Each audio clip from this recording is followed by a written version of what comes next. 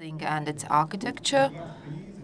And historically, I believe that crisis serves as the main turning point in this development.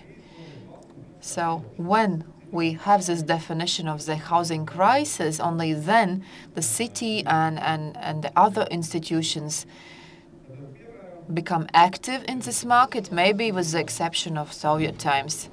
For example, at the beginning of 20th century, when Riga was establishing itself as a city accommodating the working classes, new solutions had to be found.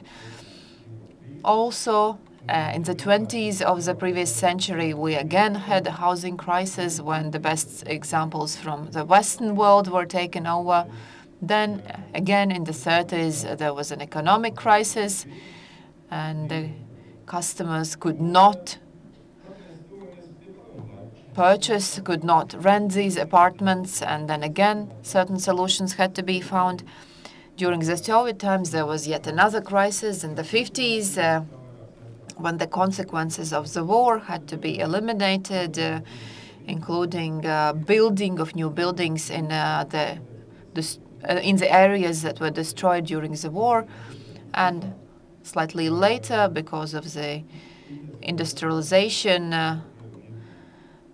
there was a need for the mass housing, which we know today of as micro-rayons or housing estates. But when our economy moved from the Soviet system to the capitalist system, certain changes were needed. And yet again, we have another crisis that we will discuss during the second half of our day. But today, our crisis is related not to the growth, but to the decrease of this market. For example, the reduction of the number of population or the population fall. And we see many empty buildings, and future trends, future development is quite unclear.